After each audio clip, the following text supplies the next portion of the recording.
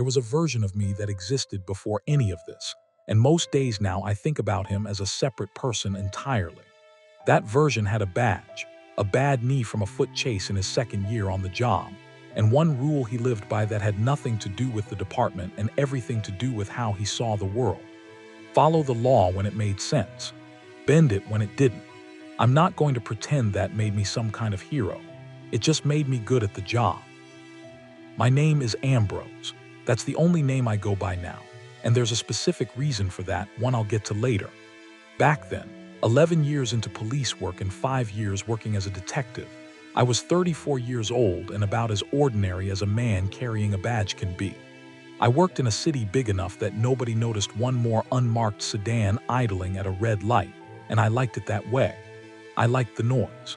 Car horns at 7 in the morning. A vendor 2 blocks from the precinct who sold hot dogs out of a cart with a busted wheel, always leaning to one side, who somehow remembered exactly how I took mine no matter how long it had been since my last visit. I liked the arguments that spilled out of bars past midnight and usually resolved themselves before I'd even gotten out of my car. Ordinary chaos. That was the whole appeal of the job to me. People doing normal, stupid, human things and me sorting through the mess afterward. I lived alone in a rented house 2 miles from the precinct, nothing special, a place with a yard I mowed on Saturdays, and a neighbor named Walt who waved at me every morning whether I waved back or not. My younger sister, Claire, lived 4 hours away and called every Sunday whether I picked up or not. That was the whole shape of my life outside the job, and it was enough. I didn't need more than that. My partner was a man named Sanchez. His first name was Danny, though almost nobody called him that except his wife, Alina, and his 2 kids. We'd been partnered for 5 years by the time everything changed, ever since I made detective, and in that time he'd become the kind of person you don't examine too closely, because you're afraid of how much you'd have to admit he mattered. Sanchez brought 2 coffees to work every single morning, rain or shine, and handed me one without a word, the same quiet way every time, never making a thing out of it. He had 15 years on the job to my 11, and he used that seniority to talk me out of bad ideas about half the time and talk me into worse ones the other half. We worked well together because we didn't need to talk much. Sanchez would nod toward a doorway and I'd already be moving. I'd catch something in a witness's story that didn't sit right, and he'd already be circling back to ask again before I said a word. It was the kind of partnership you don't get to build twice in a career, and I didn't know that yet, not really, not the way you know something after you've lost it. I want to be honest about something. I wasn't a perfect cop. I cut corners on paperwork when I was confident about a case. I leaned on people harder than procedure technically allowed when I thought they were lying to protect somebody worse than themselves. I'm not proud of all of it, and I'm not ashamed of all of it either.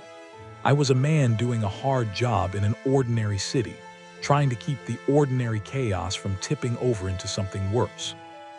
That was the whole of my world for 11 years, and I want that clear before anything else, because it makes everything that came after much harder to explain. The call came in on a Tuesday afternoon, close to 4 o'clock. Dispatch reported a robbery in progress at a liquor store on Miller Street, a place called Halsey's that had been standing there longer than I'd been alive. One suspect, armed handgun, clerk reportedly cooperating. It was the kind of call Sanchez and I had answered probably 30 times over the years, the kind where you roll up, assess, make the arrest or talk the guy down, and you're back at your desk finishing a sandwich within the hour. Sanchez was driving. He looked over at me at a red light 2 blocks from the store and said something I still think about more than I'd like to admit. Bet you $10 this guy's already regretting it by the time we get there. I told him I wasn't taking that bet because he was probably right, and he laughed. And that was the last completely ordinary moment of my life, though neither of us had any way of knowing that yet. Halsey's Liquor sat on a corner with a faded awning and a security gate that never quite closed all the way. We parked half a block down, out of direct sightline from the front window, the way we'd been trained to do 100 times before. Sanchez radioed in our position. Dispatch confirmed one suspect, no reported injuries, clerk still inside. Sanchez glanced at me once before we moved. "I've got the counter," he said. "You've got the door." It was the kind of thing we said to each other most calls, a small ritual more than an actual plan, and it steadied me the same way it always did. We approached from opposite sides of the entrance, standard positioning, weapons drawn but low. Through the window I could see the clerk, an older woman with gray hair pulled back tight, standing near the register with her hands raised, and a man in a dark jacket pointing a handgun at her from about 6 feet away. Nothing about it looked unusual. I'd seen this exact scene a dozen times, and it almost always ended the same way, with the suspect surrendering the second real police showed up instead of the security guard he'd been expecting. Sanchez went in first, announcing himself, ordering the suspect to drop the weapon. The man spun toward the sound of his voice instead of complying, and for 1 second I thought that was going to be the whole problem. One scared man with a gun and no plan for what came next. Then the supply room door behind the counter opened, and a second man stepped out with a shotgun already raised. Nobody had reported a second suspect. Dispatch hadn't known, the clerk hadn't known, or she'd known and been too frightened to say so over whatever silent alarm had gone out earlier. It didn't matter which. What mattered was that Sanchez was standing in the exact spot where a man with a shotgun had a clean line on him, and I was 3 seconds too far away to do anything about it. I heard the first shot before I understood it had come from the shotgun. Sanchez went down against a shelf of bottles, glass and liquor raining down around him. I was already firing at the second suspect before my brain caught up with what my hands were doing, and I hit him twice before the first suspect, still holding his handgun, turned it on me instead. I felt the impact before I felt any pain, a hard shove high in my chest that knocked the air out of me and put me on the floor beside a shelf of imported beer. I remember the ceiling above me and trying to call out for Sanchez and not being able to get enough air to do it. I remember reaching toward where I'd last seen him, getting maybe 6 inches across the floor before my arm stopped answering me the way I told it to. I remember a customer near the back of the store, crouched behind a shelf, staring at me, too frightened to move closer or further away. I remember the sound of sirens getting closer, though I couldn't tell you how much time passed between the shots and the sirens, because somewhere in there I stopped being able to keep track of time at all. I woke up 3 days later in a hospital bed with a tube in my arm and a nurse checking a monitor beside me. The room came into focus slowly, machines humming somewhere close by, a window with the blinds half open letting in flat afternoon light. My chest hurt with every breath, a deep, grinding pain under a thick bandage, and my mouth was so dry I could barely get words out. The first thing I managed to ask was about Sanchez. The nurse's face did something I recognized immediately, something careful and practiced, the look people give you right before they tell you the thing you already know is coming. Danny Sanchez had been pronounced dead at the scene. He never made it to the hospital at all. I want to tell you that the next part of this is about grief, and it is, but grief wasn't the strangest thing waiting for me in that hospital room. Grief I understood. Grief made sense. What happened 2 nights later did not. Grief has a shape you can recognize even through pain medication and a chest full of stitches. I spent most of my first 2 nights back in the world doing the plain work of it, staring at the ceiling, replaying the 3 seconds before that supply room door opened, wondering what I could have done differently, even though I knew, somewhere underneath the guilt, that there had been nothing to do differently. That kind of thinking doesn't care about facts. It just runs on a loop until you're too exhausted to keep it going. On the second night, somewhere past 2 in the morning, I woke from a shallow, drugged sleep because I had the distinct feeling that someone was in the room with me. There was a chair against the wall for visitors, thin metal arms, a vinyl cushion, and something was sitting in it. At first in the dark, I told myself it was a coat someone had left behind. folded over the chair back at an angle that only looked like shoulders. Then it turned its head toward me, and I understood it had been watching me the entire time I'd been trying to convince myself it wasn't there. I'm not going to describe every detail of what I saw that night, because some of it I still don't have good words for, and some of it I'd rather not put into anyone else's head the way it's stuck in mine. I'll tell you it wasn't shaped quite right to be a person, even though it seemed to be trying to sit like one. Its voice, when it finally spoke, was calm in a way that made the calm itself feel wrong. It sounded practiced, the reasonableness deliberate, more unsettling to me than if it had simply sounded threatening instead. "You're not supposed to see me yet," it said. "Most people don't, not this soon." I asked it, in a voice steadier than I actually felt, what it was. It didn't answer that question. It never would, not that night or any night after. Instead, it tilted its head and said, "Your eye is open now, detective. That doesn't happen to everyone who comes as close to dying as you did. Only some of you. I don't know why it's some and not others. I only know how to tell when it happens." A nurse walked in to check my vitals, moving briskly past the visitor's chair without so much as a glance at it, adjusting my monitor, asking how my pain was on a scale of 1 to 10, and leaving again. And through all of it, the thing in the chair sat perfectly still and watched me watch her fail to see it. When she was gone, it stood, and its movements were wrong in a way I felt more than saw, joints working at angles that didn't match a human body. "Someone will be in touch," it said, "sooner than you'd like." Then it stepped toward the doorway, into the hallway light, and simply wasn't there anymore. Not hidden, not ducked out of sight. Gone, the same way a word disappears the moment after you've said it. I sat there a long time afterward, staring at the empty chair, running my hand over the blanket. None of it faded the way medication confusion is supposed to fade. I could still feel exactly where its attention had rested on me the entire time. A specific, located pressure I'd never once gotten from a hallucination before. I told myself for the rest of that night that it had been the medication. I told myself that for most of the next 2 weeks, actually, right up until the first time I saw something else that had no business existing, standing in broad daylight in the middle of a life, I thought I understood completely. They released me from the hospital 11 days after the shooting, with instructions to rest, attend physical therapy twice a week, and follow up with a psychiatrist about the trauma of watching my partner die in front of me.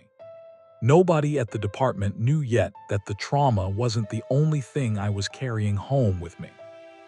The first one I saw outside that hospital room was on my 3rd day back at my own house, on a short walk my physical therapist had recommended to keep my lungs working properly. 2 blocks from where I used to get a hot dog most mornings, I passed a short, hunched figure in an oversized coat, ordering food from the same cart I'd been visiting for years. The vendor greeted him the way he greeted every regular, asked if he wanted the usual, took his money, made change. Nothing about the exchange looked strange to the vendor at all. To me, the figure's hands were wrong, too many joints in the fingers, and when it turned its head to glance at me, its eyes caught the afternoon light in a way human eyes don't. It didn't react to me directly. It just took its food and walked off between 2 parked cars and didn't come out the other side. I stood there a long time. The usual. The vendor asked me, the way he always did, and I said yes because I didn't know what else to do with myself in that moment. That was the beginning of 2 weeks where the city I thought I knew completely turned into a place I didn't recognize at all. I saw a horse standing perfectly still in the fountain outside the downtown library at dusk, its coat slick and dark, still dripping faintly though it hadn't moved in some time, watching a group of kids who'd wandered close enough to touch it before their mother called them back without ever once looking at the horse itself. I saw a woman behind the counter of a coffee shop I'd visited 100 times, moving with the same easy competence as always, until she handed me my change and her smile held 1 second too long, her eyes staying fixed on me even after she'd finished speaking, nothing casual left in them at all. Nobody else saw any of it. That was the worst part, worse than the sightings themselves. I'd stand in a crowd of people going about their day, buying coffee, waiting for buses, arguing about parking, completely blind to something standing 3 feet away that wasn't remotely human, and I'd feel a specific kind of loneliness I didn't have a name for yet. It wasn't the loneliness of being far from people. It was the loneliness of being the only one who knew what was actually in the room. My sister Claire called twice that week, and I let both calls go to voicemail because I had no idea how to explain any of this to her without sounding like the shooting had broken something in my head that couldn't be fixed. I told myself I'd call her back once I understood what was happening to me. I didn't understand it for a long time, and by the time I did, I'd built a habit out of not picking up, one I never fully broke. I tried going back to the precinct before I was cleared for street duty, just to sit at my desk and feel like myself again, sorting cold files, answering phones, something ordinary. My captain, a steady, no-nonsense man named Marsh who'd run our division for going on a decade, called me into his office on my second day back. "You're flinching at things that aren't there," he said. It wasn't an accusation. He said it gently without any edge of accusation in it. Twice yesterday, once this morning. I told him it was nothing, that I was still adjusting. "I believe you're adjusting," he said. "I don't believe it's nothing." He slid a folder across the desk, a referral for an extended psych evaluation, standard procedure after an officer-involved shooting with a fatality. He said, though something in the way he watched me take it told me he suspected this wasn't standard at all. I sat with that folder unopened on my kitchen table for 4 days. On the 5th day, I found a plain white business card tucked under my windshield wiper when I came out to my car. No name printed on it, just a phone number and a single handwritten line. "Call when you're ready to talk about what you're seeing." I stood in my driveway holding that card for a long time before I went back inside and dialed the number. The voice on the other end of that call belonged to a man who introduced himself only as Callahan. He didn't ask how I'd gotten his number because he already knew, and he didn't waste time with small talk. He asked if I'd been seeing things that didn't make sense since the shooting. I told him yes, and something in my chest loosened just from saying it out loud to someone who didn't sound surprised. We met 2 days later at a diner on the edge of downtown, cracked vinyl booths, a bell over the door, 10 in the morning before the lunch crowd arrived. Callahan was an older man, maybe 60, with a careful, watchful stillness that seemed to come from decades spent reading people for a living. He didn't introduce himself with a title. He didn't hand me a business card. He ordered black coffee and waited until mine arrived before he said anything of substance. "What you're dealing with isn't rare," he said. "It's rare that people talk about it, which isn't the same thing. Some people come close enough to dying in the right kind of way, and something in them changes permanently. Their eye opens and it doesn't close again. You're not broken, detective. You're just seeing the second half of the world the rest of us walk past every day." I asked him what happened to the people who saw it. "Most of them go quietly insane trying to convince everyone around them it's real," he said. "A few get hurt, because seeing something doesn't mean you know how to survive it, and a very small number end up doing what I'm about to offer you." He explained it plainly, dry and procedural, and somehow that plainness made it easier to accept than if he tried to make it sound exciting. There was a real unit, buried under a name so administrative that nobody outside a handful of federal budget offices had ever bothered reading the actual paperwork closely. Internally, everyone who worked there called it the Department of Mysteries, a nickname that had outlived 3 official name changes because it was simply more accurate than any of them. The unit handled cold cases with unexplainable elements nobody wanted showing up in a normal report, and cleaned up properties for private investors and landlords when something more than plumbing or foundation cracks was scaring off tenants. "You'd still be a cop," Callahan said. "Badge, pension, all of it stays real. You'd just be working a different kind of file." He introduced me to my new partner that same afternoon, in the parking lot behind a plain brick building with no sign on the door. Her name was Rosie, a woman a few years younger than me with an easy laugh and a habit of finishing other people's sentences a half second before they got there themselves, usually correctly. She shook my hand firmly and told me flatly that she'd read my file and was sorry about Sanchez. "He sounds like he was good," she said. "You don't get partners like that twice. I'm not trying to be him, just so we're clear on that from day one." I liked her immediately, more than I expected to like anyone again so soon after losing Danny. Before my first shift started, Callahan sat me down one more time, alone, and told me the only part of the job that mattered more than anything else I'd learned there. "There are 3 rules," he said. "Everyone in this unit follows them without exception, and I do mean without exception. I'm not going to explain why, because half the reason they work is that you follow them before you fully understand them, the same as you follow a lot of things in this job. People have died finding out what happens when they're broken. I'd rather you just trust me." He held up one finger. "Never use your real name when dealing with monsters." A second finger. "Never take what you can't give back and always respect those around you." A third. "Never show fear. Never act out of fear." "That's it," he said. 3 rules. Nothing fancy. You'll understand exactly how much weight they're carrying soon enough." I didn't understand it that day. I understood it in pieces, over the following months, each piece more expensive than the last. Rule 1 sounds simple the first time you hear it.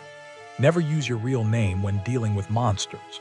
It doesn't sound like something a grown man needs to be told twice. But there's a specific feeling that comes with a creature working to pull your real name out of you.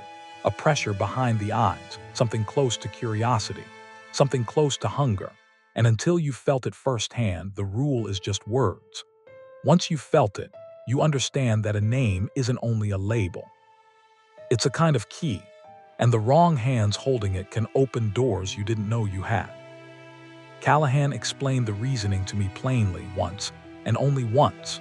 A name carries an old kind of power, older than any paperwork or any badge. Whoever holds your true name holds a measure of authority over you. Monsters know this instinctively. The good ones, the smart ones, will spend an entire conversation working toward getting you to say it without you ever noticing you were being led there. My first solo assignment for the unit taught me this the hard way. 3 weeks into the job, before Rosie and I had even settled into a working rhythm together. There was an old bookstore downtown, the kind that had survived by selling rare and out-of-print editions to collectors instead of competing for foot traffic. The owner had reported strange sounds from the basement for months, complaints she'd been too embarrassed to bring to regular police, until a plumber sent to check a pipe had come back upstairs pale and refused to go back down for any amount of money. Callahan sent me alone, told me it was a good case to start with, low risk, mostly a matter of confirming what was down there and reporting back. The basement smelled like old paper and something underneath that, something like a struck match a long time after the flame had gone out. Shelving ran the length of both walls, boxes of unsorted stock stacked between them, and at the very back, past the last shelf, something sat in the dark that had clearly occupied that corner for a very long time, motionless, patient, undisturbed.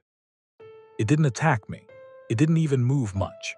It spoke instead in a dry, unhurried voice, and it was, without question, the most patient thing I had ever encountered. It asked me questions the way an old friend might, easy questions about where I'd grown up, what my mother used to call me as a boy, small things, harmless-sounding things, each one circling a little closer to the center of who I actually was. "You have a good voice for this," it said at one point, and I remember feeling flattered before I felt anything else, which tells you exactly how good it was at what it did. I was 3 weeks into a job I barely understood, and I answered 2 of those questions honestly before some instinct, some leftover cop sense for when someone is working an angle on you, made me stop. It was already enough. I felt it the moment the words left my mouth. A small, cold tug low behind my sternum, brief but unmistakable. The thing in the dark went very still and very pleased, and it told me, almost kindly, that it now held a piece of my true name, small, incomplete but real, and that it would keep that piece until I gave it something of equal value in return. I won't walk you through everything I had to do over the following 2 weeks to buy that piece back. I'll tell you it cost me something I'd rather not describe in detail, a genuine and painful price.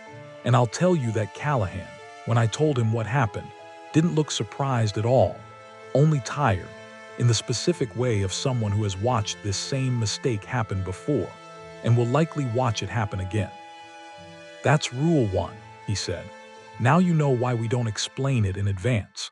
You'd have nodded along and done exactly what you just did anyway. Everybody does the first time until it costs them something." After that, every record with my real name on it was scrubbed from the department system, replaced with the working name I'd already chosen for myself without fully understanding why I'd chosen it. Ambrose. That's the only name that exists on paper for me now, the only name I answer to, the only name that's been true about me longer than my actual birth name ever was. The second case that proved Rule 1 to me wasn't one I survived firsthand. It was one I found the aftermath of, months later, clearing out a stack of cold files nobody in the regular department had wanted to close. His name was Preston Hale, and before any of this touched my life, he'd been a mid-level financial consultant who built a small fortune convincing retirees to move their savings into investments that didn't exist anywhere except in paperwork he generated himself. He needed everyone around him to know exactly how successful he was, the kind of man who couldn't sit at a bar for 20 minutes without working his own name into casual conversation like it was a brand he was promoting. 3 years before I ever picked up his file, Preston Hale had spent an evening at an upscale club downtown, bragging to a bartender about a deal he'd just closed. The bartender, according to 2 separate witness statements taken at the time and filed away as irrelevant to any active case, was a striking woman who never seemed to need a break the entire night and who laughed at every one of his stories like they were the funniest thing she'd heard all year. He told her his real name within the first 10 minutes of their conversation, offered it up freely, proudly, the way he offered it up to everyone, because to Preston Hale his name was an asset, something to be displayed rather than protected. He left the club a little after midnight and was never seen alive again. His body surfaced in a canal on the edge of the city 11 days later, and the medical examiner's report, which I read with a very specific dread by that point in my career, noted an injury to the tongue that nobody in the original investigation had been able to explain, eventually filed under animal activity, post-mortem, despite the coroner's private notes expressing doubt about that conclusion. I went back to that club 3 years after the fact and asked around about the bartender from that night. Nobody currently on staff remembered her. The manager rubbed the back of his neck when I pushed him on it. "We went through 3 different staffing agencies that year," he told me. Half of them didn't even have a working phone number a month later. I want to tell you that was normal for the business, but if I'm honest, none of us liked it much even back then. I closed that file the way I closed most files from before I understood the world I was actually living in. Quietly, without a name for what had really happened, with a private note in my own handwriting that Callahan reviewed and simply nodded at. "They don't always need to trick you into revealing your name," Callahan said, reading over my report. "Often they just need to make you feel important enough that you offer it up yourself. The same vanity that made Preston Hale so good at conning people out of their savings in the first place." I thought about Preston Hale a lot in the weeks after closing that file, not out of much sympathy for a man who'd built his fortune stealing from retirees, but because of how easily it could have been anyone. Anyone who needed to be seen. Anyone who thought their own name was something to be proud of instead of something to guard. Rule 2 came to me differently. less as a warning and more as a tool, one I built almost entirely on my own once I understood the shape of it. Never take what you can't give back, and always respect those around you. Callahan explained the reasoning behind that one more willingly than he had the first, maybe because it had less of an edge to it, or maybe because by then he trusted I could handle a little more context. Their world runs on balance, he told me. Nothing's free over there. You take something, you owe something, whether you meant to or not. Most people who get hurt dealing with the other side get hurt because they walked in thinking they could take information, take help, take safe passage, without ever considering what they owed in return. Respect isn't optional with them. It's currency, the same as anywhere else. I built my entire information network around that principle once I understood it.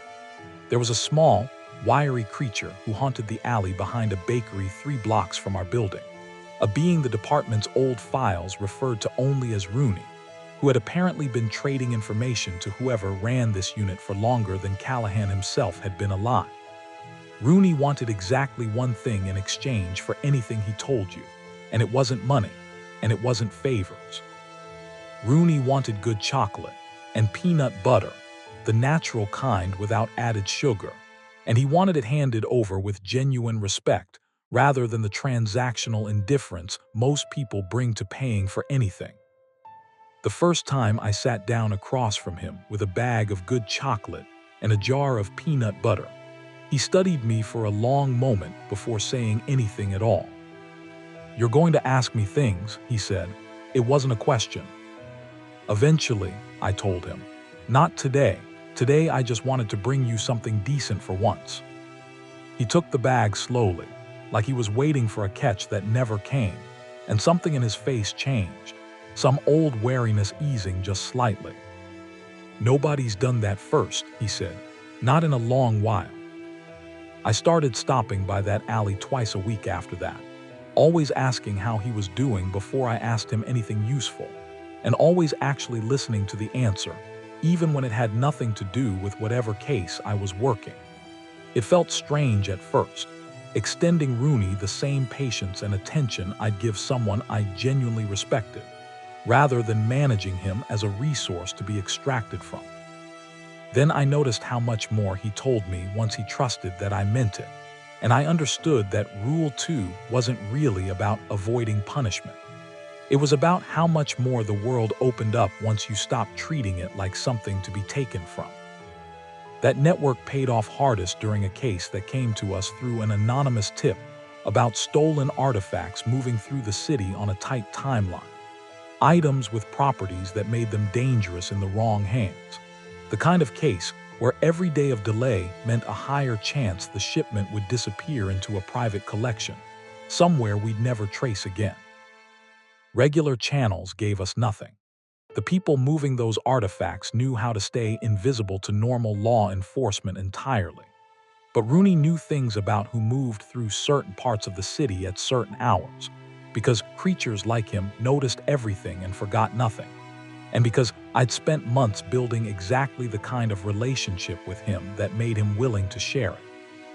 He gave me a location, a warehouse near the old rail yard, and a rough window of time, in exchange for a bag of chocolate and about 10 minutes of me sitting on an overturned crate listening to him complain about a rival information broker 2 neighborhoods over. Rosie and I moved on that tip within 6 hours, caught the smuggling operation mid-transfer, and recovered 11 separate items that the department later confirmed had no business existing in any private collection anywhere. Nobody died on that case. Nobody even got hurt. It closed clean, quietly, the kind of win that never makes headlines because officially it never happened at all. I remember driving home that night thinking that maybe this job wasn't only about horror and loss, that maybe there was a version of it where respect and patience actually kept people alive instead of just explaining, after the fact, how they died. I want you to hold onto that feeling for a minute, because it didn't last. Rule 3 is the shortest of the 3 rules, and it costs the most the moment you break it, even for half of 1 second. Never show fear.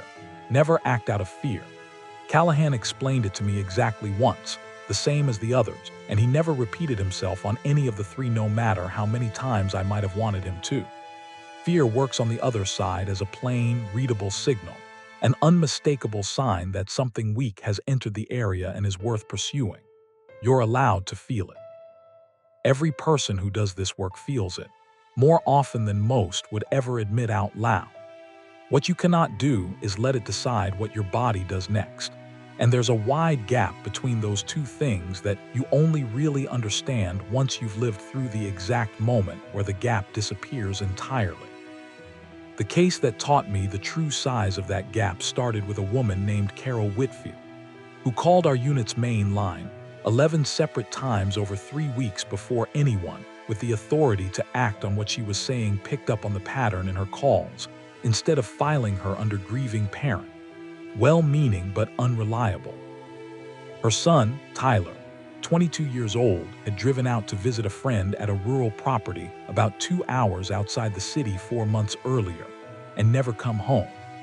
The regular department had classified it early as a probable voluntary disappearance, the kind of case that earns a thin folder and almost no follow-up once a young man with a documented history of restlessness fails to check in on schedule. Carol didn't believe that classification for a single day, and by the time her calls finally reached our unit, she'd built her own case file more thorough than the one the original detectives had assembled. Rosie sat down with her in person on a Thursday afternoon at Carol's kitchen table, and I sat beside her while Carol laid out cell tower records she'd requested herself, printed county maps with one section circled twice in red pen, and a folder of Tyler's text messages going back 6 months. "There's a property out past the county line," she told us, tapping the circled section hard enough that her fingernail left a small crescent mark in the paper. "Tyler's last text came from a tower near there. Nobody official will even look at that area, because half the land out there doesn't have a real address, and what does exist on paper is owned through some holding company that goes 3 layers deep before it stops answering anybody's letters." Rosie asked her, gently, whether she had a name for who might have lived on that property. "No name," Carol said. "Just the feeling that everyone I've talked to wants me to stop asking. That's not nothing. A mother knows when people want her to stop asking." We drove out ourselves 2 days later, off the books entirely, the kind of unofficial legwork that made up a large share of our unit's early casework before there was enough evidence to justify opening a formal file. The drive took just under 2 hours, the highway narrowing down through smaller roads until pavement gave way to packed gravel, and somewhere along that last stretch, my phone dropped from 3 bars to a single flickering signal that came and went without warning. Rosie's did the same. Neither of us said much about it, but we both noticed. The property sat at the end of that gravel road. Fields on either side gone to weeds and low brush from years of no use, and a tree line pressing close on 3 sides in a way that felt deliberate, like the land had been left unmanaged on purpose to keep the place hidden from casual view. A farmhouse stood near the road, paint peeling, windows dark. Further back, past a rise you couldn't see from the gate, sat a large barn, its main doors secured with a heavy chain, despite the rest of the property looking abandoned enough that nobody should have cared about locking anything at all. We didn't approach that first evening. We parked well down the road and walked in on foot, settling into a stand of trees across from the gate where we had a clear line on both buildings, and we watched for close to 3 hours as the light went out of the sky. Nothing moved near the farmhouse the entire time we watched in daylight. Once full dark came down, a single light came on somewhere inside the barn, faint and yellow, visible only through a gap where 2 boards had warped away from each other over the years, and every so often we heard a sound from that direction that might have passed for livestock in distress, if you didn't listen closely enough to notice how wrong the rhythm of it was. Too regular, too patterned, nothing like an actual animal's voice. Rosie heard the other thing first, a voice calling out from the tree line to our left, faint at first, then clearer. "Ambrose." I turned toward it before I'd made any conscious decision to, and it called again, closer this time.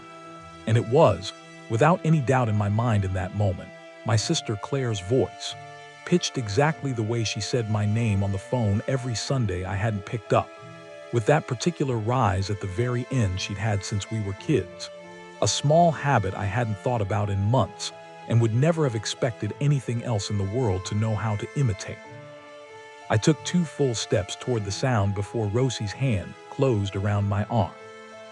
"That's not her," she said, quiet and even, her eyes fixed on the tree line rather than on me.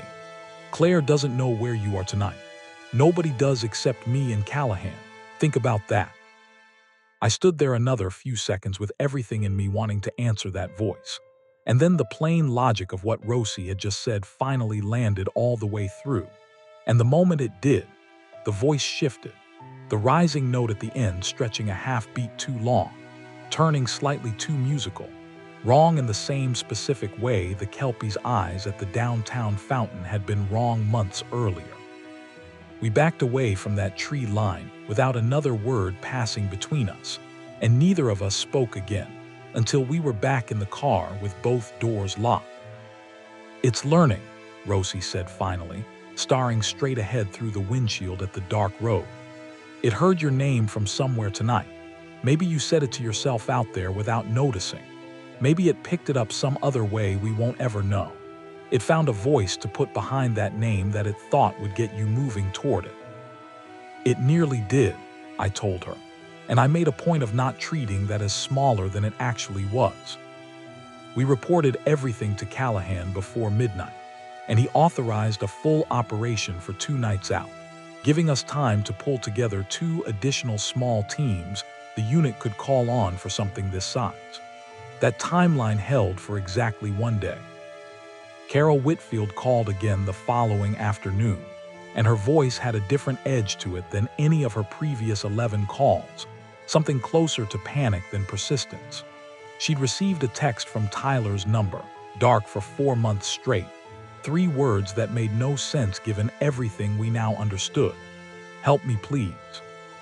Callahan made the decision within the hour, moving our timeline up to that same night rather than waiting for the full team to assemble properly.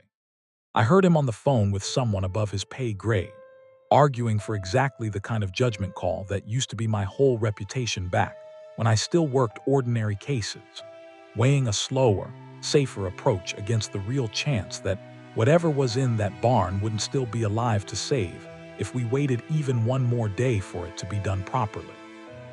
He won that argument. We went in that same night with 6 of us total, splitting into 2 teams approaching from opposite sides of the property as the last daylight gave out over the fields. I'm not going to walk you through every detail of what those doors opened onto, because some of it doesn't need repeating to make the point, and because the people who were still breathing in there deserve better than having every specific thing done to them turned into entertainment for anyone listening to this. I'll tell you there were 4 captives alive when we got the chains cut, kept in conditions designed to keep their blood usable, and nothing more generous than that. Tyler Whitfield was one of them, barely conscious, weak enough that one of our team carried him out over one shoulder without him managing more than a faint sound in response. The man running the operation stepped out from between 2 stalls to meet us before we'd fully cleared the space. No visible weapon, no visible fear at all, which told me immediately that we had badly underestimated exactly what we'd walked into that night. He called himself Boone. "6 of you," he said, looking each of us over slowly, unhurried, assessing us the way a man might assess livestock rather than an armed team standing in front of him with weapons already raised. "For 4 strays, I'm almost flattered." Rosie ordered him to the ground. He didn't move an inch. "I already know a few things about you," he said, and he wasn't looking at Rosie when he said it. He was looking directly at me, and something in the ease of his voice made clear he'd chosen that target deliberately. "The fountain downtown, the coffee shop with the girl who watched you a beat too long, that thing that sat with you in your hospital room the first week your eye opened. You've been noticed for a while now, detective, longer than you've probably let yourself think about." Something happened behind my ribs in that moment. A sudden and total stillness that had nothing to do with the actual temperature of that barn. And for one full second, maybe closer to two, I didn't move at all.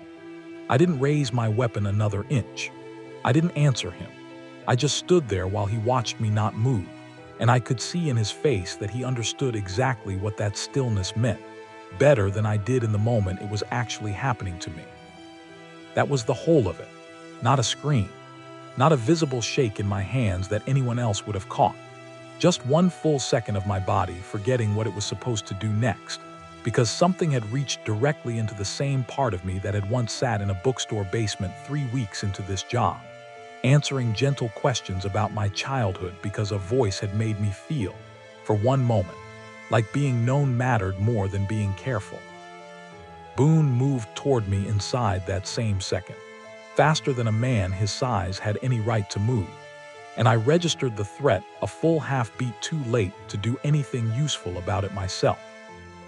Rosie didn't hesitate at all.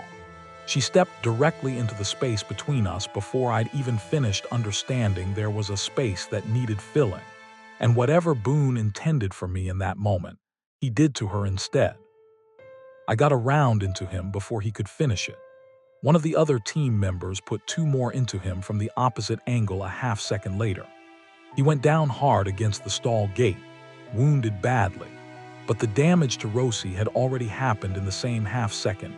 It took the rest of us to catch up to what was unfolding, and no amount of speed after that changed anything about what those seconds had already decided.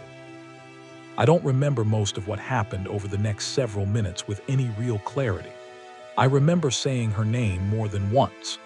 I remember the sound of the second team breaking through the far doors, exactly too late to matter for her, and exactly in time to matter for the 4 people we still managed to carry out of that barn alive that night. I remember Boone, wounded but very much not finished, dragging himself toward a gap in the far wall, while every last bit of everyone's attention was fixed on Rosie, and being gone into the dark fields beyond the tree line by the time anyone thought to go back after him. Tyler Whitfield survived. He spent 6 weeks in a hospital recovering from blood loss and malnutrition that took most of that time just to stabilize, and Carol Whitfield sat with him every single day of it. And once he was finally strong enough to go home, she called our unit's line one final time, not frantic this time, just to say thank you, and to ask quietly if there was anything at all she could do for us in return. There wasn't anything I wanted from her. There wasn't a single thing that would have felt right to take. Callahan came to Rosie's funeral, which surprised me, since I'd never once seen him outside of diners and unmarked buildings and the occasional debrief. He stood near the back through the whole service, and afterward in the parking lot, he was the only person who didn't tell me it wasn't my fault. It happened because a rule got broken for 1 second, he said instead. Not because you're a bad partner or a coward or careless, just because for 1 second the gap between feeling something and acting on it closed up on you. It happens to almost everyone eventually. It happened to me once, a long time before you ever heard my name. I asked him what he'd lost that day. He didn't answer directly. Someone good, he said. Same as you. Rule 3 doesn't ask you to stop being human. It just asks you to keep being useful while you are. Rosie's death didn't close that case. It only changed what the case was actually about from that night forward. Boone had escaped with 3 of his remaining people still unaccounted for, and I spent the next 13 months tracking down every one of them, one at a time, this time holding all 3 rules so close that I barely had to think about them consciously anymore. I worked under my own name and no other, no matter how many times someone or something along the way tried angling to draw the real one out of me instead.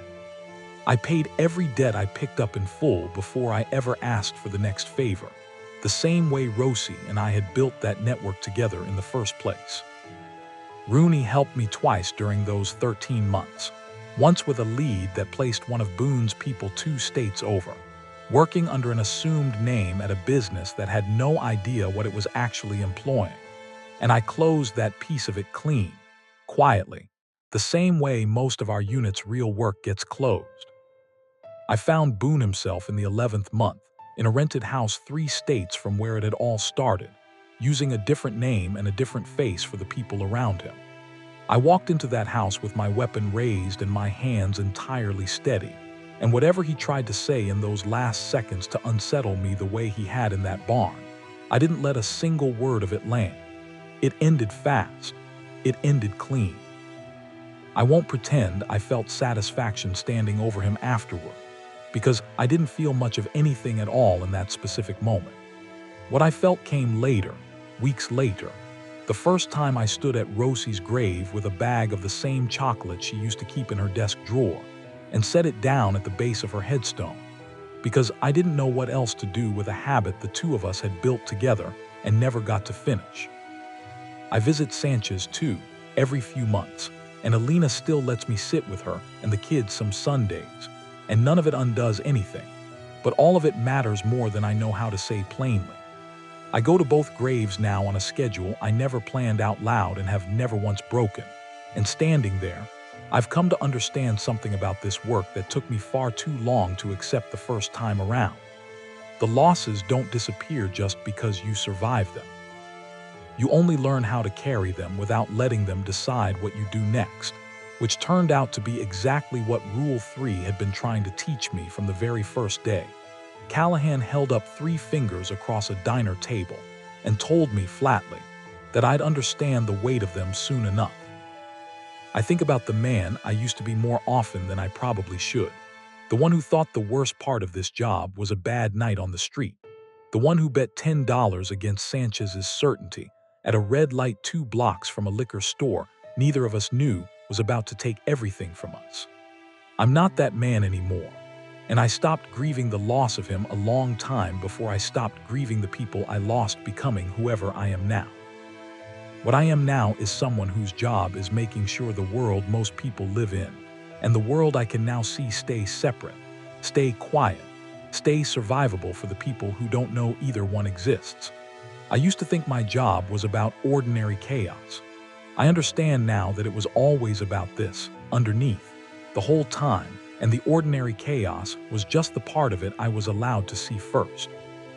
I've met 2 other people over the years doing versions of what I do in other cities, people who found their own way into this work through their own version of nearly dying in the wrong way. Neither of them worked for the same unit I do. Neither of them had ever heard of Callahan, or Rosie, or the specific stretch of gravel road that still shows up in my dreams more often than I'd like to admit. Different cities, different specifics, but the same basic pattern underneath it every time. Wherever enough people and enough history stack up in one place, something like this seems to take root eventually. I don't know if that's comforting or the opposite. I've stopped trying to decide which.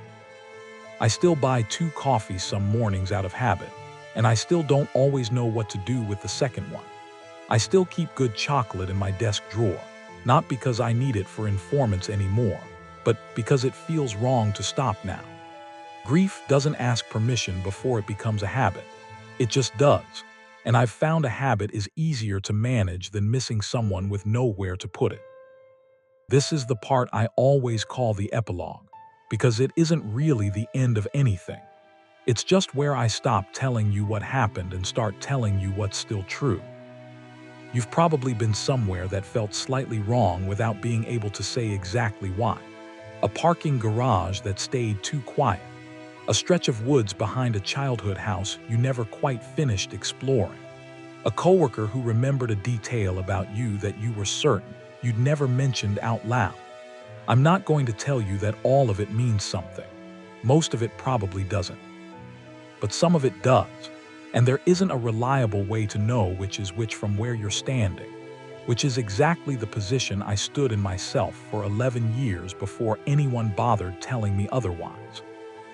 If you ever do find yourself standing somewhere that feels wrong in that specific way, remember 3 things, and remember them exactly the way they were given to me. Because nobody ever explained why they work, and I'm not going to pretend I fully understand the mechanism myself even now. Never use your real name when dealing with monsters. Never take what you can't give back, and always respect those around you. Never show fear. Never act out of fear. That's the whole list. 3 rules, nothing fancy about any of them. No hidden 4th rule I'm saving for later. No clever loophole that makes any of it easier than it sounds. They work because people before you paid to find out that they work, the same way I paid. The same way Callahan paid a long time before he ever sat across from me at that diner. You don't have to understand the mechanism behind any of it. You just have to follow them before the moment comes where understanding wouldn't have saved you anyway.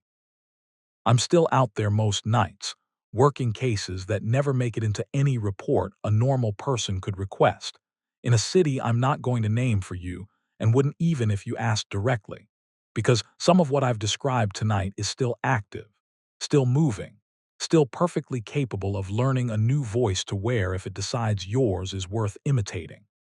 I'm not saying that to frighten you more than the story already has. I'm saying it because it's true, and because I promised myself a long time ago that I'd rather tell you the honest version of this than the comfortable one. You can believe as much or as little of this as you want. I've told it exactly the way it happened, and I'm still here to tell it, which is more than a few people I've cared about over the years can say. And that fact alone ought to count for something even if you're not fully convinced the rest of it is real. If any of this sounded less like a warning to you and more like an invitation, I won't pretend the department doesn't need people occasionally. We don't advertise. We don't post openings anywhere you'd think to look.